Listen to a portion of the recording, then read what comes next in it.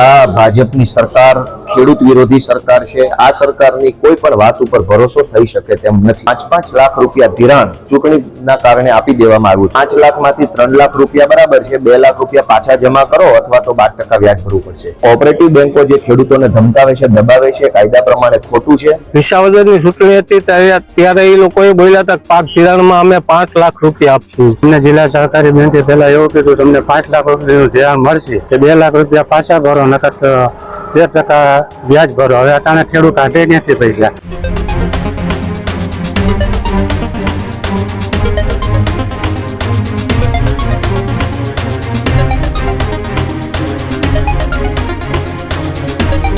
નમસ્કાર, આપ જોઈ રહ્યા છો ન્યૂઝ રૂમ અને આપની સાથે છું કૃણાલ આહિર। મહત્વપૂર્ણ સમાચાર એ જૂનાગઢથી સામે આવી રહ્યા છે કે જ્યાં જૂનાગઢ સહકારી બેંક દ્વારા ખેડૂતોને છેતરવામાં આવ્યા હોય તેવા સમાચાર સામે આવી રહ્યા છે કે જ્યાં વિસાવદરની ચૂંટણી સમયે એ ખેડૂતો માટે બેંકે 5 લાખના ધિરાણની જે જાહેરાત કરી હતી તેને લઈ હવે એ ધિરાણ ખેડૂતોએ 5 લાખ રૂપિયાનું ઉપાડ્યું હતું। તેમાં હવે બેંકે ફરીથી આ ધિરાણના 2 લાખ રૂપિયા ઉપર 12% વ્યાજની જાહેરાત કરતા ખેડૂતો રોષે ભરાયા છે। ખેડૂતોએ જે જાહેરાત બેંકે 3 લાખની બદલે 5 લાખની આ ધિરાણની વાત કરી હતી ત્યારે ખેડૂતોએ આ ધિરાણ છે એ બેંકમાંથી ઉપાડ્યું હતું। ત્યારબાદ હવે ફરીથી જ્યારે આ દાવા પોકળ સાબિત થયા છે, વિસાવદરની પેટા ચૂંટણીમાં કિરીટ પટેલ જ્યારે ચૂંટણી લડતા હતા ત્યારે જૂનાગઢ સહકારી બેંક દ્વારા જે ખેડૂતોને 3 લાખ રૂપિયાનું એ ધિરાણ આપવામાં આવતું હતું તેની જગ્યાએ 5 લાખના ધિરાણની જાહેરાત કરી હતી ત્યારે ખેડૂતોએ આ 5 લાખ રૂપિયાનું ધિરાણ પણ ઉપાડી લીધું। પણ હવે નિયમોમાં ફેરફાર કરી આજે 5 લાખ રૂપિયાનું ખેડૂતોએ ધિરાણ લીધું છે તેને કદાચ 2 લાખ રૂપિયા પરત કરવા અથવા તો એ 3 લાખ ઉપર જે ધિરાણ લીધું છે ખેડૂતોએ તેની ઉપર બેંક 12% જેટલું વ્યાજ વસૂલશે। તેને લઈ હવે ખેડૂતો ભારે રોષે ભરાયા છે। આ જૂનાગઢ સહકારી બેંકની આ છેતરપિંડી હોય તેવું પણ હવે ખેડૂતો કરી રહ્યા છે। ખેડૂતો રોષે ભરાયા છે। સાથે જ હવે જે કિરીટ પટેલ વિસાવદરની પેટા ચૂંટણી લડી રહ્યા હતા ત્યારે તેમણે જે જાહેરાત કરી હતી તેના દાવા પોકળ સાબિત થયા છે। ખેડૂતોમાં ભારે રોષ જોવા મળી રહ્યો છે। સાથે જ જૂનાગઢ સહકારી બેંક દ્વારા ખેડૂતોને જે 3 લાખની બદલે 5 લાખ રૂપિયાના ધિરાણની વાત કરવામાં આવી હતી તેમાં ખેડૂતોએ આ પૈસા ઉપાડી લીધા અને બાદમાં હવે બેંક દ્વારા એ 2 લાખ રૂપિયા ઉપરનું જે ધિરાણ છે તેના કદાચ 12% જેટલું વ્યાજ વસૂલવાની જાહેરાત કરતા ખેડૂતો ભારે રોષે ભરાયા છે।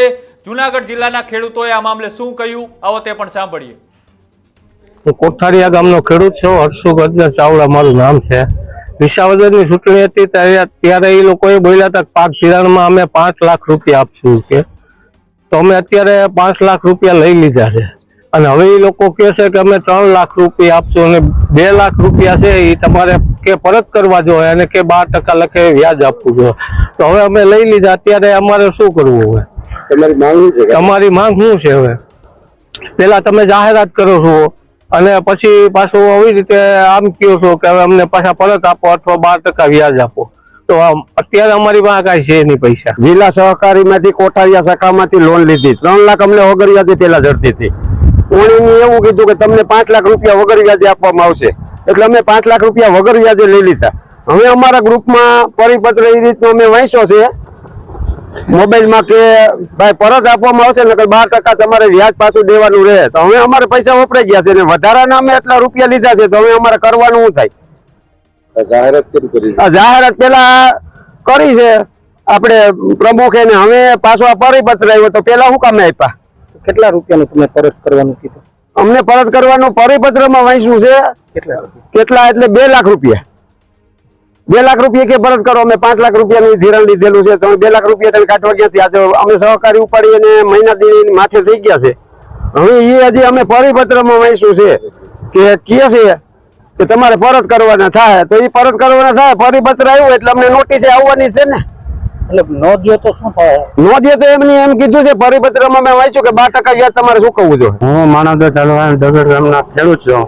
અમને જિલ્લા સહકારી બેંકે પહેલા એવું કીધું તમને 5 લાખ રૂપિયાનું ધિરાણ મળશે, પછી પાછળથી અમારી મંડળીમાં અને બધે જાહેરાત કરી કે 2 લાખ રૂપિયા પાછા ભરો નકર 13% વ્યાજ ભરો. હવે અટાણે ખેડૂત કાઢે નથી પૈસા. અમારે પાસે જે હતા એ વપરાઈ ગયા.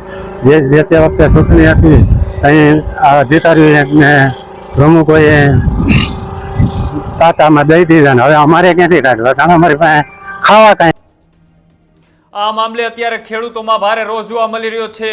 જે જુનાગઢ સહકારી બેંક દ્વારા પેલા ખેડૂતોને 5 લાખ એ વિના મૂલ્ય વ્યાજની ધિરાણની જાહેરાત અને બાદમાં અત્યારે નિયમોમાં ફેરફાર કરી બાકીના 3 લાખ ઉપર જે પૈસા ખેડૂતોએ ઉપાડ્યા હશે તેની ઉપર તેમને 12% જેટલું વ્યાજ ચૂકવવું પડશે તેવો એક પરિપત્ર જાહેર કર્યો છે. ને આ મામલે હવે ખેડૂતો મૂંઝવણમાં મુકાયા છે. ખેડૂતોને છેતરપિંડી કરી હોય તેવા પણ આક્ષેપો લાગી રહ્યા છે. આ મામલે ગઈકાલે જિલ્લા પંચાયતની ખાતે એક બેઠક હતી. આ બેઠકમાં વિસાવદરના ધારાસભ્ય ગોપાલ ઇટાલિયા પણ ઉપસ્થિત હતા. ગોપાલ ઇટાલિયાને પણ આ મામલે પૂછવામાં આવ્યું હતું. ત્યારે ગોપાલ ઇટાલિયા શું કહ્યું આવો તે પણ સાંભળીએ. પહેલી વાત તો એ છે કે આ ભાજપની સરકાર ખેડૂત વિરોધી સરકાર છે. ખેડૂતોને નફરત કરતી અને ખેડૂતો ક્યારેય આગળ ન આવે એવી નબળી માનસિકતા ધરાવતી સરકાર છે. એટલે આ સરકારની કોઈ પણ વાત ઉપર ભરોસો થઈ શકે તેમ નથી. બીજી વાત કે જુનાગઢ જિલ્લામાં અને અનેક વિસ્તારોની અંદર 5-5 લાખ રૂપિયા ધિરાણ ચૂંટણીના કારણે આપી દેવામાં આવ્યું હતું.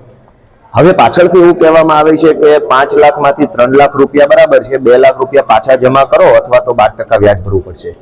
મારું એવું કહેવાનું છે કે દેશમાં કોઈ મન ફાવે એવું કામ નહીં કરી શકે, કેમ કે કોઈ પેઢીઓ નથી, કાયદાનું રાજ છે. 5 લાખ રૂપિયાની લોન જે તારીખે જે વર્ષમાં લીધી એ તારીખે એ વર્ષમાં જે કાયદો અમલ હતો એ પ્રમાણે જ ચાલવું પડશે. આગળના દિવસોમાં જઈ અને ફેરવી નથી શકતા. પાછલી અસરથી કોઈ કામ થઈ શકતું નથી. કાયદા પ્રમાણે જો પાછલી અસરથી કામ કરવું હોય તો સરકારે એને સંસદમાં ઠરાવ પસાર કરવો પડે. અત્યારે કોઓપરેટિવ બેંકો જે ખેડૂતોને ધમકાવે છે, દબાવે છે, કાયદા પ્રમાણે ખોટું છે.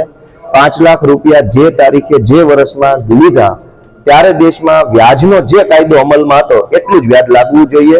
હવે લોન લઈ લીધા પછી પાછળથી તમે નિયમો બદલી નથી શકતા. એટલે આ બાબતે હું સરકારમાં ધ્યાન દોરીશ, મુખ્યમંત્રીને રજૂઆત કરીશ, કૃષિ મંત્રીને કહીશ કે આ બધું જે છે ખોટું છે. ખેડૂતોને આવી રીતે આપણે હેરાન ન કરવા જોઈએ. એ જ હું કહું છું કે આ લોકો ખેડૂત વિરોધી માણસો છે. આમને ખેડૂતો પસંદ નથી. આ સરકાર ભાજપની સરકાર એ રૂપિયાવાળાની સરકાર છે. ગરીબોને એ પસંદ કરતા નથી. હું ખેડૂતોને મળીને એમની પાસેથી આખી વાત સમજીને સહકારી આગેવાનોને પણ હું મળીશ, એમની પાસેથી પણ ઘટના સમજીશ. અગાઉ જે મેં બેંકોની અંદર ડિરેક્ટરો રહી ચૂક્યા હોય અથવા નેતૃત્વ કર્યું એમની પાસેથી માર્ગદર્શન લઈ અને મુખ્યમંત્રીની શ્રીને પણ રજૂઆત કરીશ ને બધાને કહીશ કે આ ખોટું છે. જે ખેડૂતોએ પૈસા લોન પેટે લઈ લીધા છે એમની પાસેથી હાલ પાછા માંગવા એ તો ખોટી વાત છે, કેમ કે ખેડૂત પાસે હશે નહીં. એને બધા પૈસા વાપરી નાખ્યા છે. બિયારણમાં, ખાતરમાં, દવામાં બધે પૈસા વપરાઈ ચૂક્યા છે. અચાનક ખેડૂત 2 લાખ રૂપિયા ક્યાંથી લાવશે? હજુ તો ખેતરમાં પાક હજુ તો ખાલી ઉગ્યો છે. તો અત્યારે તો ખેડૂત પાસે પૈસા હોય નહીં, દિવાળી ઉપર પૈસા આવવાની શરૂઆત થાય. તો આ જે છે એ દાદાગીરી. જે રીતના ગોપાલ ઇટાલિયા અને ખેડૂતો આ મામલે અત્યારે રોષે ભરાયેલા છે. જ્યારે ગોપાલ ઇટાલિયાને આ મામલે પૂછવામાં આવ્યું ત્યારે તેમને પણ કહ્યું કે ખેડૂતો અત્યારે પૈસા ક્યાંથી કાઢે. પેલા આ બેંક દ્વારા એ 5 લાખના ધિરાણની જાહેરાત અને બાદમાં નિયમોમાં ફેરફાર કરી એ જે 5 લાખ રૂપિયાનું ધિરાણ છે તેમાં 2 લાખ ઉપરના જે નવી જાહેરાત હતી તેના 12% વ્યાજ ચૂકવવું એ ખેડૂત માટે ખૂબ મુશ્કેલ છે. આ ખેડૂતોને છેતરવાનો ધંધો છે. આવા પણ આક્ષેપો લાગી રહ્યા છે. તેને લઈ હવે જુનાગઢ જિલ્લા સહકારી બેંકની આ નીતિ છે. પેલા 5 લાખની જાહેરાત અને બાદમાં જે 2 લાખ ઉપરનું જે ધિરાણ છે એની ઉપર 12% વ્યાજ. તેને લઈ તમારું શું માનવું છે અમારી કોમેન્ટ બોક્સની અંદર જણાવજો. અને આવા જ અહેવાલો જોવા માટે અમારી યુટ્યુબ ચેનલ ન્યૂઝ રૂમને આજે જ લાઈક કરો, શેર કરો અને સબસ્ક્રાઇબ કરો. નમસ્કાર.